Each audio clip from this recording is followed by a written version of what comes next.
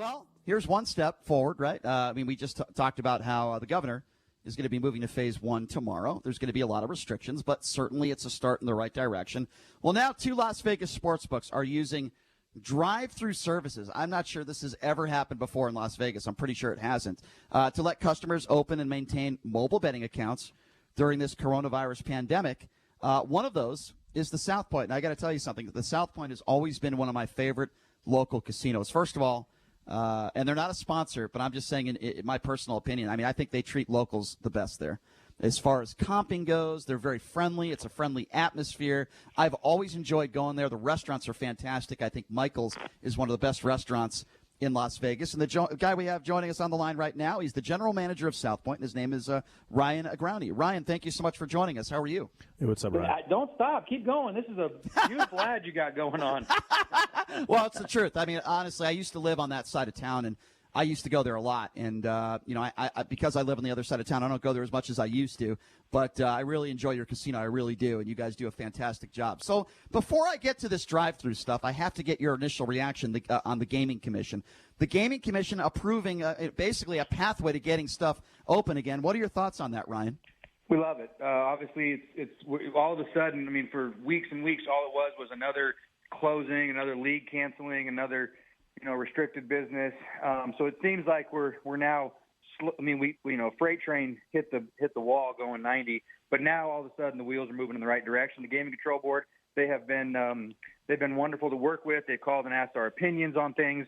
We worked with the other operators to come up with a reopening guideline that we submitted to the Gaming Control Board, things that we'd like to do and that we can accomplish, and to make sure our guests are safe. And so they've been great to work with. The document that they approved yesterday, we had already seen. We were able to provide comments, which we did, and I think we've gotten to a point where everyone understands that not everyone can do the same thing, right? Each operation are going to have different challenges. I have an arena and equestrian center, so obviously that's going to be a different thing than some other operators are going to have to deal with. But I think they've done a great job. I think they've been very helpful, and because of that, I think we're going to have a smoother and safer opening whenever we're allowed to do so. That's great. I'm really happy to hear that. All right, so I got to ask you this question. It's not every day you speak to a general manager of a very large casino. Based on everything you know right now, my opinion has always been, casinos are probably going to open up last. That's just based on what the governor has said and what I'm hearing. But you tell me. Is there any sort of timeline at all? When do you think you'll be able to say confidently, South Point, the entire casino, is open for play? When do you have any idea when that could be? As soon as the governor tells us so. No, yeah, well, I've been guessing. Obviously this is unprecedented, so I've been wrong this entire time between things that were going to happen and the fact that people don't understand. We don't have locks on our doors. Like, you can't physically lock our doors. We had to go buy chains and padlocks and wrap them around the handles. So these kind of things you don't necessarily prepare for because you don't think it's ever going to happen. But I think that we are moving. I think the advancement to phase 1 earlier than anticipated speaks volumes, and that's great news. So we're looking forward to some restaurants and some other businesses opening, hair salons and everything on Saturday. We'll see what happens. We'll see how the people react to it, and hopefully they react to, as the governor has asked, and they're smart about it, and then hopefully we can quickly advance to phase 2. He has not expressed if we're in phase 2 or phase 3, but I think that. In our planning, we have been planning for quite some time now for June 1st. From a marketing standpoint, from an operations standpoint, employee bringing them back standpoint, we've been looking at June 1st. I think June 1st is very realistic. All of a sudden, some optimism is out there, so they're talking maybe the week prior. But I think it's that last week in May, first week in June. I think we have a real shot at getting back open with some limited capacities, right? So we're not going to open all of our restaurants. We're not going to open the buffet. We're going to open coffee shop 24 hours. We're going to open Silverado Steakhouse 7 days a week. We're going to open Steak and Shake 7 days a week. Oyster Bar will be under construction, actually. Zenshin Sushi will be open for dinner 7 days a week. So we're going to have plenty of restaurants available for the what we believe will be the demand when we reopen. every other slot machine, 3 chairs at a table games. So with all of those things, we think that we can get it. I believe June 1st is definitely in play. I look forward to bothering Ryan in several weeks and asking him for a comp to the steakhouse. Yeah, go ahead. Come on, you're in. He's going to Ryan. He's going to absolutely do. He'll probably do it twice a week for the next 6 months. That's just how he rolls. Fair enough. In the interim, you guys are actually offering curbside wagering, or as I like to call it, wagering on wheels. Can you explain that, please? Oh, I like that.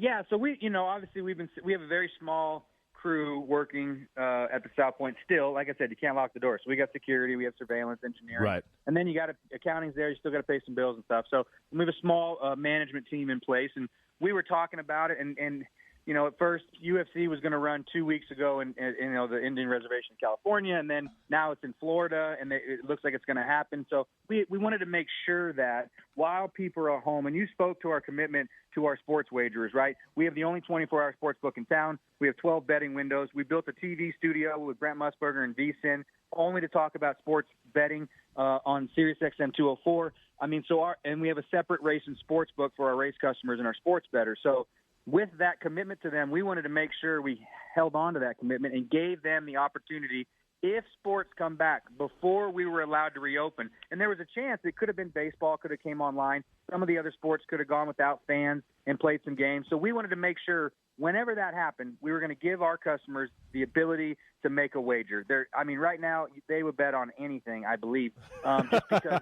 Yeah, you're right. I'm excited to see what this handle for UFC is going to be this weekend. What compared to a normal handle? Because UFC is not for us isn't widely wagered. NASCAR isn't a huge handle, but when it's all you got, we'll see what happens. And so our partners at Las Vegas Motor Speedway is excited because they're going to get some viewers that they never got before. PBR ran 2 weeks ago, right, and they had the best viewership they've ever had. So NASCAR, we're going to put out some prop bet for them, so they're going to promote it to their people. Hey, your drivers are back. Your races are coming back.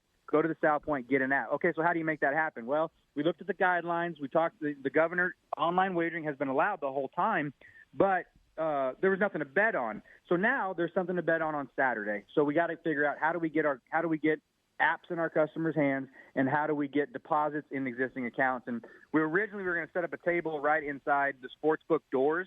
So thank God we didn't do this, but so they're right next to the sportsbook. The customer doesn't come inside. We could safely keep the people 6 feet apart while they're in line processing applications or taking deposits. And then we got to thinking, well, you don't want, what if people show up and there's too many people in line? So then my hotel director said, just use valet booth. I said, oh my gosh, I love this. So now the people never have to get out of their car. They just drive up to the front of the line. We brought a couple of sportsbook supervisors back early. And so gloves, mask, walk up for deposits. If you're an existing account holder, you walk up, you give your driver's license and $100 or $20 or $500, whatever you want. And then they take the money in your driver's license. They take it over to the valet booth. It got a little warm for my guys though. So we actually moved it to the bell desk. So they walk inside, deposit the money. We're going to print you a slip. We're going to walk out. Here's your slip. Money's in your account. Go ahead and have a good time. For the people that a lot of our people like to come into South Point, get a hot dog, have a beer, make a bet at the counter. Never wanted the phone app. Well, we might not be open. So if you want to make a bet, it's got to be on the app. So we wanted to give those people the possibility of doing that. So you had to get sign up. So we got a bunch of clipboards, sanitized between each use, same process, drive up into the valet line, never get out of your car. We're going to walk up, gloved and masked, hand you an application fresh out of a plastic wrap, whatever it comes in, and then put it on the clipboard. You fill it out. When you're done, you clip your money, your driver's license to the clipboard. We're going to walk it inside. We're going to get you signed up, come back out, give you a receipt. You're downloading the app while you're waiting in the car, and we hand it off. By the time you're driving off property, you have the availability to make the bet. And so everybody got excited. I mean, everyone was like, yes, we want to come back. Let's do this. I got my IT department, my accounting department, my sportsbook department, my racebook department's helping out. And it's been fun because customers, they want to come back. Our employees want to come back too. I mean, they're done. They want to come back in. They want to go to work. And so this was a nice project to kind of, tell our customers we care about them. It's a nice project to get our employees kind of back engaged and thinking about things that we want to do when we come back. So the sportsbook jumped in. They came out with a bunch of prop bets. There's player props for the NFL. There's obviously who's winning the Super Bowl, AFC, NFC Championship. And then there's some win totals and some head-to-head win totals all already in place starting, Wednesday morning at 11 a.m. Well, you know what? I'll be honest with you. Like I said at the start of this interview, certainly South Point is one of my favorite casinos. It's always been one of my favorite casinos to go to. Obviously, I'm sure you would agree with this. We want everything to reopen, but we want it to open up safely. We want to make sure the customers are safe. So do you think in the next 3 to 6 months, maybe a year, we're going to be seeing this social distancing where you probably won't see more than 3 people at a blackjack table? You won't see more than several people at a craps table? I mean, is this the new norm for us? I don't think so. I don't think so either. I mean, I guess I'm hoping. I guess I should say I hope not. But I don't. I mean, I'm no doctor, So we're preparing for that if that's the case. I can't imagine that it's going to be though. And again, maybe it's more hope than thinking. But I mean, if that's the case, there's no telling what this world's going to look like. You're 3, 6, 9, 12 months. People are going to. Hey, what's going to happen to the NFR? Guys, I'm trying to get through June and July right now, and then we'll worry about those other things, and then obviously football season and things of that nature. Because I don't know, and I'm not going to offer an opinion like I'm a medical expert. I do hope that it's not. Obviously, we pay attention to the news and press conferences and everything. And the one I cannot. People ask all the time, what about arenas? That's the one I don't know because. You can't social distance in an arena. So if there's any sort of social distancing guidelines still in place, that's going to be very complicated to do. So I would believe that probably football is going to come back. I think they're going to run their normal schedule. But I think the first couple – unfortunately, Legion Stadium's first game might be without fans. That's definitely a possibility. But I'm hoping once the summer winds down and, it doesn't come back as we start to release some of these businesses – that we then start to get to a new normal. And I think somebody said, well, what about when are customers going to be ready to come back? I said if Golden Knights were in the Stanley Cup Finals, T-Mobile would be sold out. I 100% agree. Yeah, but it's our responsibility and it's the league's responsibility to don't let the customers get in their way of themselves, right? Right. So those are going to be hard decisions that they have to make. But we'll just have to see. I don't have a good. Again, I'm just trying to get through June and July with the guidelines that have been set forth, and then we're going to have to be flexible as this thing rolls on. Yeah, I think you mentioned how the handle for UFC is expected to be huge, and NASCAR's they're going to get a different demo. I mean, you look at how well the NFL drafted, the virtual NFL draft, 55 million viewers in 3 days. There is a pent-up energy for sports. There are a lot of people across the country that I believe will go to any event no matter what the circumstances. How strong has your Korean baseball handle been? We didn't book it. We talked about it, and I said, Christy, if you can name one team, I'll let you book it, and he couldn't do it. So we didn't put it up. I know some people did, but at that point, we're going to be a little more conservative on that. Absolutely. On that. We'd rather get some action on the futures bets and give some people, you got to have something to talk about, think about, get going. So that's why I put all the futures bets for NFL, and then we're going to come out with some fun things for NASCAR. But we skipped the Korean baseball league. But to your point, I was so wrong. So I wanted to do this drive-through for my customers, right? I didn't want them. I didn't want them to have to go somewhere else. If they didn't have an app to get a bet in, to go, and we were the only place you could do it. We were first. But still, I wanted to make sure that was the case. So they didn't go to one of our competitors and get an app, and then maybe they don't come back to us. So I wanted to make sure that was available for that reason. What I did not expect is the amount of people that came through Valet over the last 2 days.